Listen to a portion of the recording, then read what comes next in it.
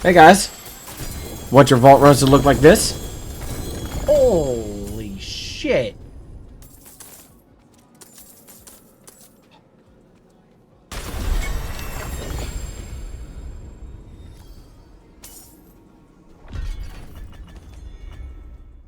Okay, so the first thing you're going to want to do is you're going to want to make sure that you are in either World Tier 3 or World Tier 4.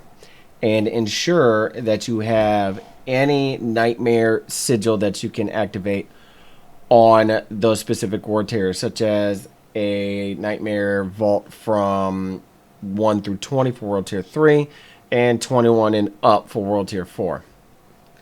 Now, one thing I will say is the Nightmare Vaults still have those same dangers as the Nightmare Dungeons, but I have not seen it yet with the added threat of the Butcher, whom I actually enjoy fighting. I kind of wish he was embedded in some of these vaults because I actually like the brutality of the Butcher and the mechanics behind him.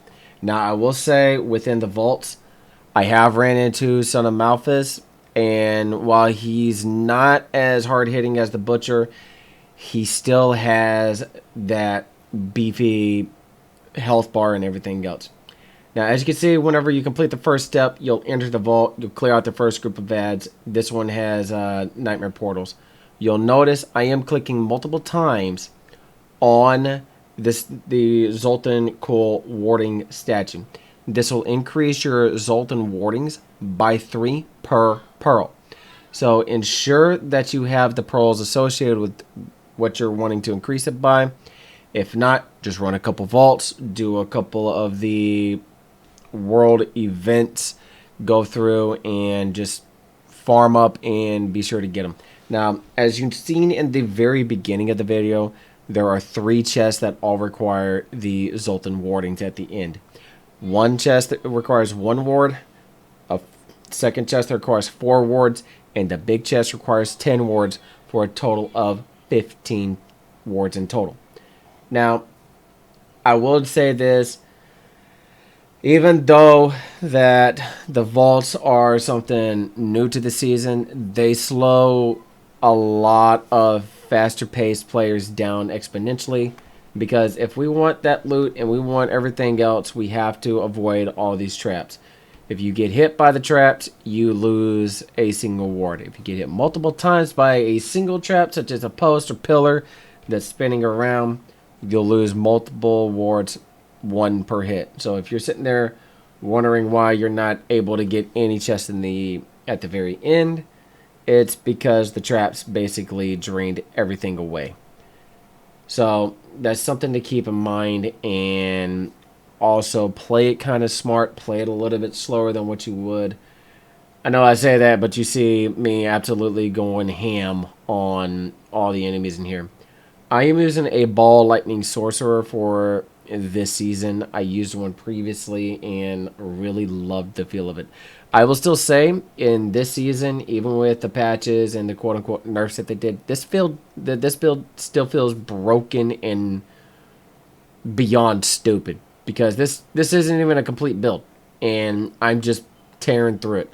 Now, yeah, I mean, they're level 75 and here I'm level 74, but that's because I kind of wanted to gauge things, and I don't really like to go above and beyond because there's a certain mitigation factor whenever it comes to the damage. Like if you're noticing that you are able to go through the capstone with these, but you load up on something that is 10 plus levels higher than you and you're absolutely getting shredded, that is what I'm referring to.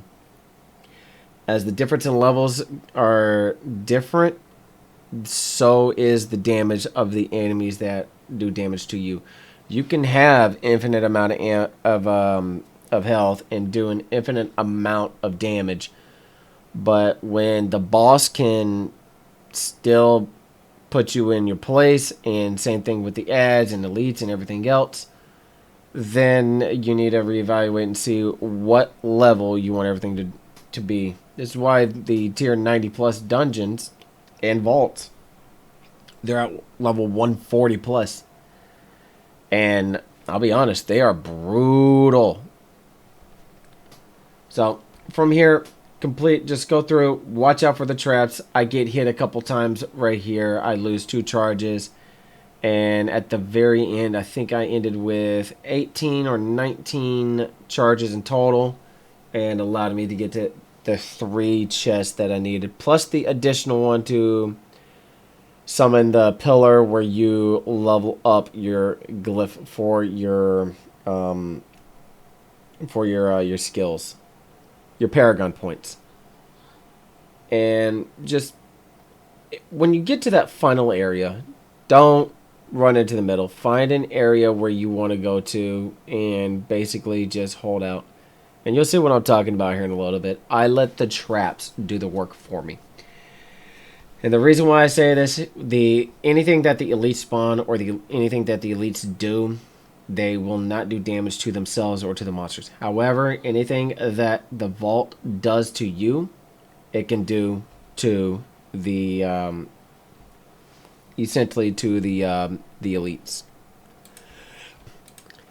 And one thing notable here is you can see I'm kind of playing it a little smart and going through and making sure that I'm staying away from the walls where there'd be some ads or anything.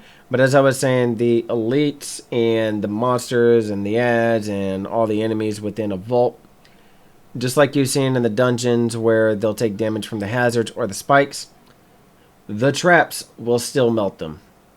So we're coming upon to the last room shortly, and you'll see what I'm talking about with sticking to a wall. Take out these guys, take out the portal, get all the charges, take out this next group, and just continue on. So here's the last part. I take a look, see over in the bottom right, let the ads come to me. You can kind of see over where they're spawning. They're getting hit by the turrets. They're getting hit by the floor traps. And you just let the ads get demolished by the traps and by the hazards that the vault has. Once that's done and everything, here's what it looks like.